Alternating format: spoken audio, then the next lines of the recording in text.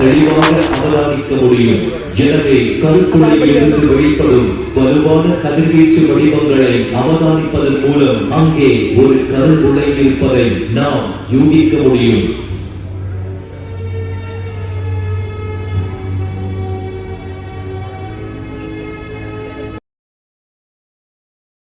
இது பேரிடத்தில் நிகழும் மிகவும் கொடூரமான நிகழ்வுகளில் ஒன்றாகும். இடவெளி மற்றும் காலம் ஊடாக பரவி செல்லும் இந்த பேரண்ட அலைகள் ஒளியின் வேகத்தில் பயணிக்கின்றன.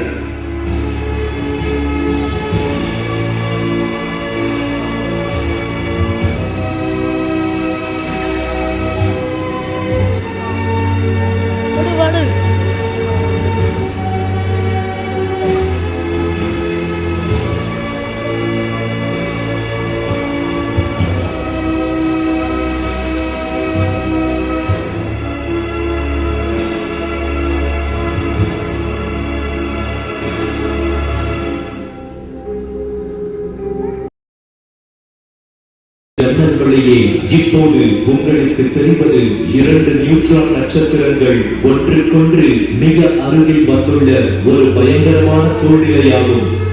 ஒன்றுக்கொன்று அதிவேகமாக சுழலும் இவை இறுதியில் ஒன்றாக இணைவதன் காரணமாக மிகவும் பிரகாசமான பேரண்ட வெடிப்புகள் ஏற்படுகின்றன. இதன் மூலம் வலுவான ஈர்ப்பு அலைகள் உருவாக்கப்படுகின்றன. சொந்தமானவை. இது நூற்றுக்கணக்கான பில்லியன் நட்சத்திரங்களால் உருவானதாகும்.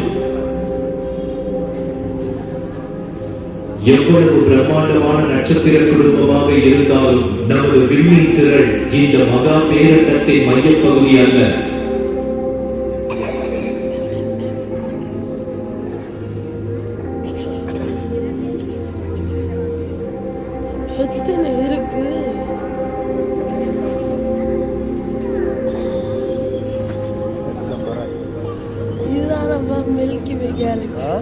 Milky Way Galaxy.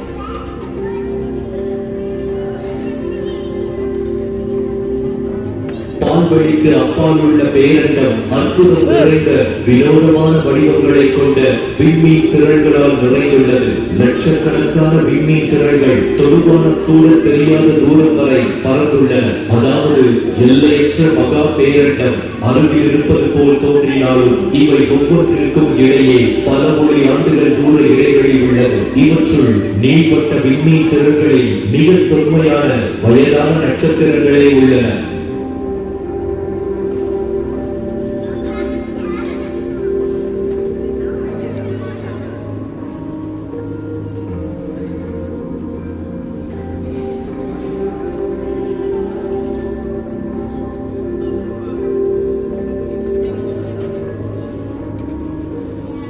சுருள் வடிவ விண்மீன் திரள்களின் மையப்பகுதியில் ஒரு கருந்துளை உள்ளது. மையத்தில் இருந்து வெளிப்புறமாக விரிந்த 2 அல்லது அதற்கு மேற்பட்ட அழகான கைகள் போன்ற அமைப்புகள் இவற்றிற்கு உள்ளன. உண்மையாகவே நாம் பேரண்டத்தில் காணும் விண்மீன் திரள்களில் பாதிக்கும் மேற்பட்டவை சுருள் வடிவமானவையாகும்.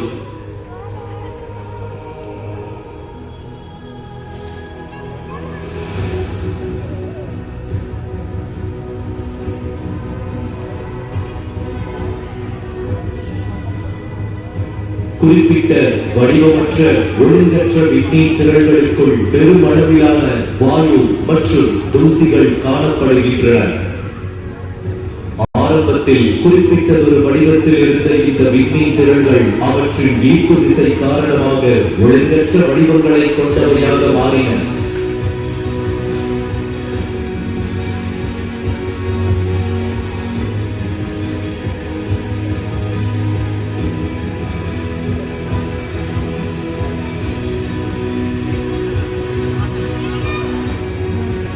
ஈர்ப்பு விசையின் தாக்கம் காரணமாக இந்த விண்மீன் திரள்கள் ஒன்றிணைந்து விண்மீன் திரள் கொத்துகளை உருவாக்குகின்றன.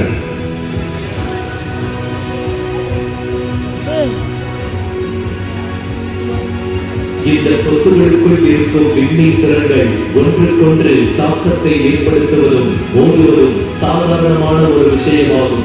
இதன் காரணமாக அவற்றின் வடிவம் மாறுகின்றது. அதே போல அவை பரிணமிக்கும் விதமும் முற்றிலும் மாறுபடலாம்.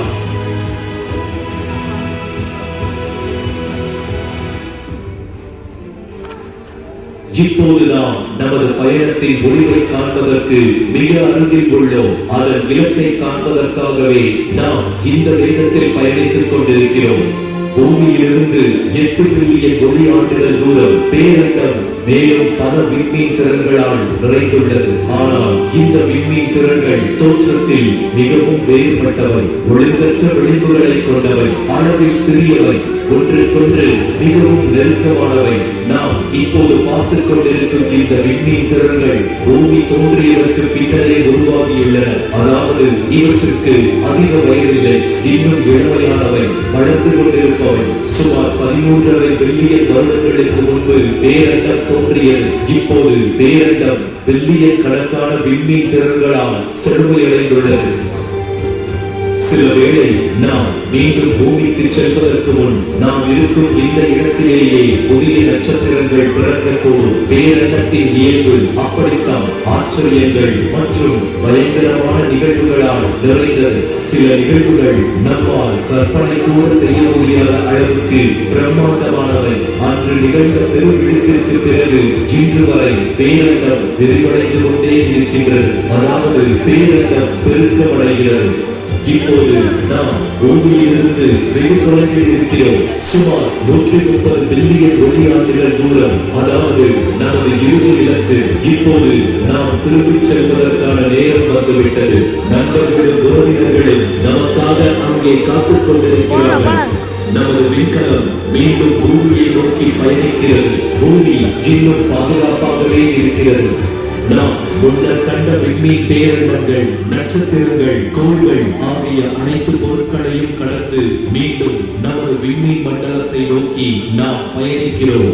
நமது சூரிய குடும்பத்தை நோக்கி நாம் பயணிக்கிறோம். நமக்கு அருகில் உள்ள கோள்களை ஒவ்வொன்றாக கடந்து நாம் மீண்டும் பூமியை நோக்கி பயணிக்கிறோம்.